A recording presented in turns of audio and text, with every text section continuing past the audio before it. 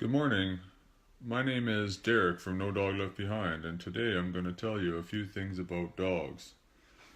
Okay, maybe I will. That's Ferg, one of my dogs. There's another one on the floor here. I don't know if you could see that. Anyway, today I wanted to talk about defiance. Dogs who are defiant. Um, Commonly, when people interpret their dog as being defiant and not listening to what they ask of them, it infuriates them. Dog's not listening, it's defying me. It's kind of just even the word itself, it's kind of in like the servant and slave kind of vocabulary, master and slave, that kind of thing, which I don't like in dog training, those words. But anyways, with saying that, lots of people feel frustrated when the dog doesn't comply with what they ask. Okay, that's normal, it's average. So I'm going to have you guys consider two things. The first thing is, number one, is question the environment. Okay, most times when people tell me their dog isn't listening or is being defiant or something along those lines, it's because the dog doesn't know how to do what they're asking in that environment. So I'll paint a picture for you, okay? Obviously, well, not obviously necessarily, but I run training classes and I do privates and I do programs. In any event, when I have, like, for instance, a group class and I'm teaching, let's say, a 10-second downstay, okay? And the dogs all do it within class. I mentioned to everybody that dogs do not generalize things very well, okay? So even though they had success with what we taught there, which was a 10-second downstay, do not expect them to do that exact same behavior and the same, interest in and involvement in you. Let's say if you go to the dog park or if you go for a walk down the street. The reason is just they just don't generalize that what you want there means the same thing somewhere else. Where people, like, we overgeneralize things. Like, one time this one person wronged me, so now I can never trust people like that. Like, we're kind of in some cases, a little bit opposite. Okay, so the question is have I ever taught my dog anything in this distractive environment? So, for instance, let's say you're at the dog park and you need your dog to, like, downstay for some reason for 10 seconds and the dog doesn't do it and you get frustrated. As soon as you get frustrated, I want you to consider the possibility that you never taught them to listen in that spot or in that place.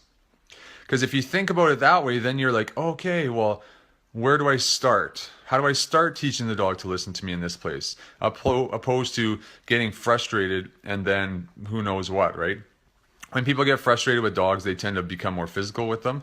I'm not saying they're going to hit them or anything, but manipulate them with a leash or physically with their hands, which is called molding. And there's just some downsides to doing this kind of stuff because the dog's not actually doing it; you're doing it. Is the biggest one. And if you want really good compliance, the dog has to willingly participate in what you ask, not you just physically put it into the position. That's not really learning. You're just doing it for them, right? Anyways, so be mindful, okay, of if you taught them in that area. Now, the second part of this is if you want to teach them to be more compliant in a more distractive area, just make it easier. Take 2 or 3 steps back from where they can, like, where they're able to do, like, for instance, at my dog class, someone can do a puppy can do let's say a 10-second downstay. Well, I'm going to require like a 3-second downstay at a dog park. That's it. You just need something to build on, and then you can further shape their behavior to incrementally have success. Typically where people fail in dog training and just in general, like moving forward with goals in their life, is that they try to hit a home run every day. It's like my dog's going to do a 45-second downstay at the dog park with distractions, and it can do a 10-second downstay out of the dog park at home. That's going to fail, and you're going to get annoyed, and your dog's going to not understand what you want and probably get annoyed with you as well. So set yourself up for success by taking small incremental steps in the right way. You do that every day, you will make so much progress over, a couple weeks or a month. Just stop trying to hit home runs every day. Where, oh, today I'm going to teach my dog how to walk on a loose leash. You're not. You're not going to teach your dog how to walk on a loose leash in one day. I guarantee it. So just smaller increments. What else did I want to talk about that? Something. Here, I'll just let you look at Ferg here while I try to remember what it was. Oh, Fergie, you like that? Just got a nice groom. Feeling good for himself. Just loving it up. Anyway. Oh, another thing is that people often don't reward what they get for free. So for instance, let's say you want your dog to come to you at the dog park. The only time people ask the dog to come, not only, but lots of times, the only time many people ask their dog to come is when it's time to go. So the only thing the dog learns is that come means we're going to leave the dog park. After a few trials of that, you're like, oh, my dog's listening really well. And then the third or fourth time you go to the dog park, then they start going the opposite way. And you're like, my dog won't come anymore. And to me, it's very clear because you're actually teaching a sequence of events that come means the fun is over. So one easy way to start having the dog become more interested in physically being near you at the dog park is if they walk by you and they just check in, which is a voluntary behavior, then you would say, that's a good dog, or yes, and you would offer them a food reward. Try to make sure that there's not a bunch of other dogs around just in case one of them has possessive tendencies. But you just reinforce to the dog every single time they walk over to you and they check in with you, it's good for them. And then they'll start hovering around you more, and then it's way easier to control your dog. But the premise is that you are going to reward voluntary behavior, where you don't ask for it. You know why? Because when you don't ask for stuff, you don't get frustrated when they don't do it. I know it's weird, okay? The concept, but think about it this way.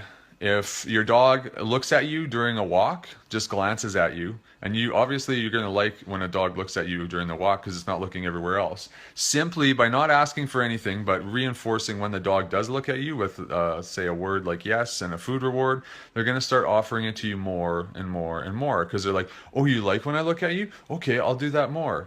And it's just a very simple behavior principle. Same with sitting. Like, let's say you stopped somewhere and you were getting the mail and the dog just offered to sit on its own. I would just reinforce it. Then they'll start offering more sits. You can still by all means ask the dog to sit.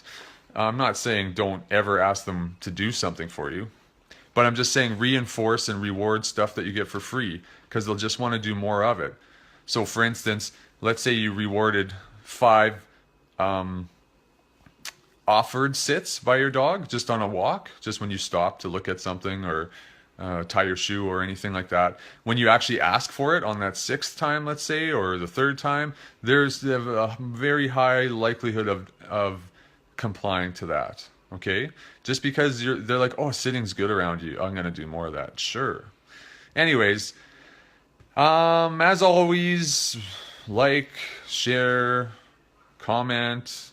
Whether you like it or not. If you don't, if you want to tell me some suggestions, or maybe you have some ideas of some further content, or if you just want to say, hey, I like your hair, or I like the setting you're in today. Maybe tomorrow you could do one in a back alley. I'm just kidding.